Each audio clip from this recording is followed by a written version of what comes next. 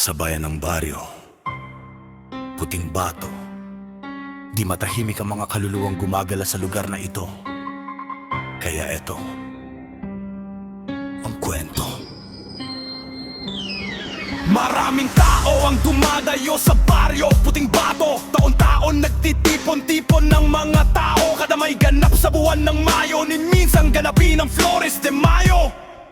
Masaganang dinaraos kada katapusan ng buwan. May sagala sayawan at meron ding mga tsismisan. Masayang ginaganap ang kanilang tradisyong kinasanayan.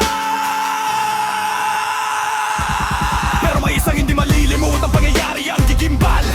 Huwag kang dadaan sa sementeryo kung ayaw mong mapagtripan. Trip na ibang nilalang ang iyong mararanasan. Mga multo ng karamihan nagsasalubong sa'yo sa daanan. Sa maniwala ka o hindi, meron kang kasama, meron kang katabi. Pero hindi nakikita ng mga mata mo sinungaling.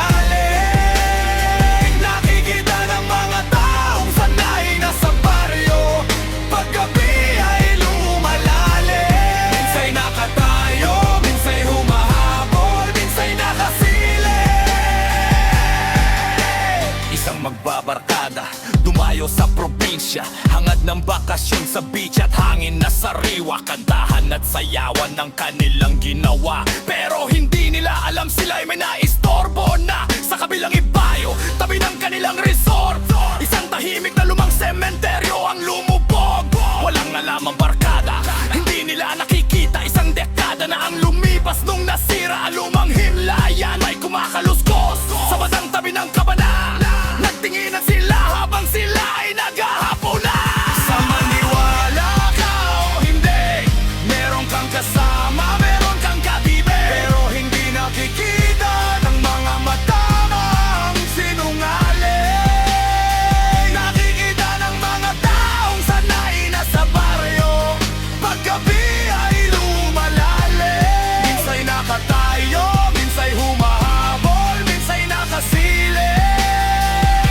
Lumipas na ang oras, sumapit ang kadiliman. Isang babaeng tumatakbo palapit sa kanilang tarangkahan. Pagod na pagod, hungos na hungos, umiiyak sabay sabing tulungan nyo ako. Di nagdalawang isip kaya sila'y tumango. Pinapasok, inalalayan ng babaeng umiiyak. Pagbalik nila sa loob, wala na ang babaeng humihingi ng tulong. Agad sila'y natakot kaya sila'y napalapas. Nagsigawan na taranta ang mga kababaihan. Pagharap sa may balkonahe sa gilid ng terrace nila, may babaeng na nakaputing suot pula, ulo hanggang paa. Sa tabi ay meron ding bata, halos walang mata. Sa maniwala ka o hindi, meron kang kasama, meron kang katabi. Pero hindi nakikita ng mga mata mo ang sinungaling. Nakikita ng mga taong sanay na sa baryo.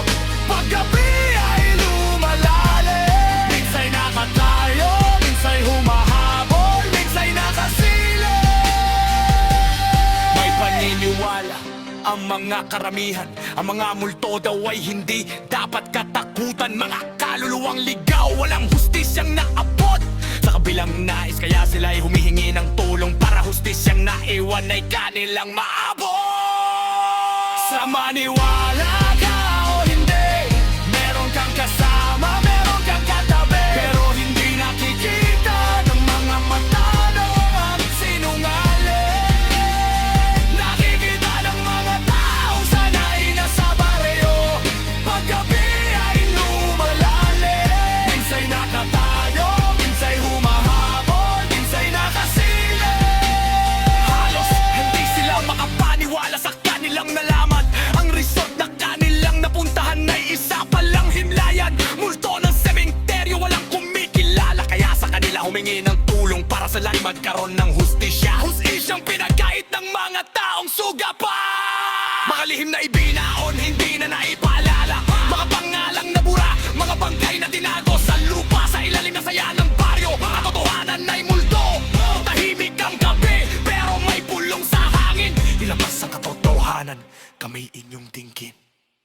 Unti-unting nawala ang takot, napalitan ng galit, katarungan ng sigaw ng kaluluwang namilit. Sa pagsikat ng araw, wala na ang bakas, ngunit ang alaalay di kailanman kukupas. Baryo, puting bato, hindi na muling naging bayaba, dahil lang mga patay nagsimula ng magsalita.